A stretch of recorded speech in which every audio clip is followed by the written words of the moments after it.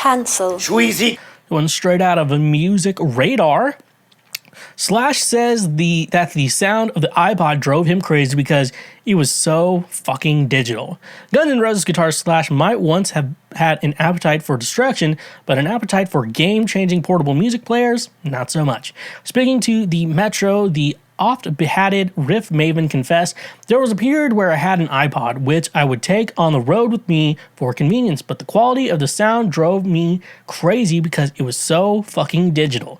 When asked to name his favorite music device, Slash said, those little flat Sony cassette players that had a tape on one end and a speaker on the other, I used to walk around with that when I was the first started playing guitar. In fact, it seems that Slash isn't really a digital man while he's happy to admit that Pro Tools is a genius piece of technology, he also explains that I'm not a huge fan because it tends to be overused. Explaining in more detail, he says, it allows you to edit every single note, which means that people actually put records together, not knowing how to play a single note.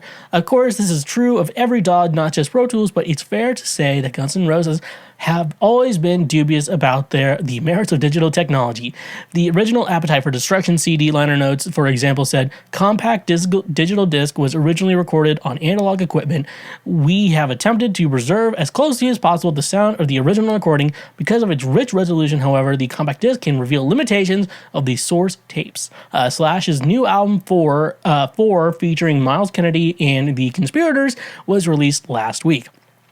Very interesting. So I kind of get what if you don't know anything about what he's talking about here, that's where I'm here to explain what he's saying. So he's saying it sounds too digital. The iPod, obviously, it's so fucking digital. So I don't think there's any, because you're kind of like confused of like, why is it digital? So I'm assuming he grew up with vinyl records. He grew up with cassettes, it's sounding like, in his favorite, obviously, portable music device. He had the Sony cassette player that had tape on one end and speaker on the other. What he's talking about in regards to that is so with an iPod, it's digital music. So the idea would be that the music would be recorded all digitally. There was no, it was previously probably when Slash was a kid, everything was still recorded on tape. But when the iPod came out, a lot of things were more recorded through Pro Tools or Logic. And then later to be Ableton and stuff like that. And so you don't have, I think one thing he's missing in his mind that'll make it sound that way is the, is it tape distortion, I want to say? There's like a tape sound that comes out of it. It's just this natural distortion kind of thing. You can notice it. It's a weird thing to explain to someone who's not like into music recording or anything like that. But it's, basically kind of makes that's why kind of older music kind of does sound a little bit similar to anything that was recorded digitally, because there was this tape distortion put on it. So drums don't sound as crisp. Like when you hear one of the really good Beatles records, you can hear like some of the drums, like, kind of sound a little, I don't know how to describe it, a little bit more, there's a different sound to it. To me, the way I feel it in my mind, it's like more curved. And with the digital, it's more sharp when it's not recorded on tape. That's how I hear it. That could sound really stupid to someone else, but that's kind of how I see it in my brain. Well, so that's what he's saying. He's having a problem with the iPod because a lot of digital music. And then there's a lot of things I agree with him on when he's going forward with the music recording, when he's saying that Pro Tools is a great piece of technology, but it's ruining an artist's performance. That's why when I try to record music, especially with myself or with someone else, I always say I don't want to fake a performance. I want to make a good performance. If we have to edit 2 or 3 together, that's fine.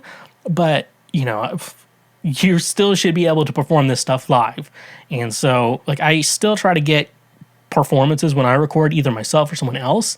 I don't try to fake performances with a lot of music is doing these days. We're faking performances and stuff like that. And I guess he's saying compact discs compact discs theoretically are the best way to listen to music. I think FLAC players are probably a little bit better now, but for the most part, I think actual CDs are the best way to listen to it. And I think since they're recorded on tape, they think the translation doesn't sound the same. So it makes a lot of sense. So I understand what Slash is trying to say here, but I don't know. I feel like with the iPod. I guess if he's just getting it off iTunes, it could sound a little bit different. If he's ripping it from CDs, could be a little bit different too.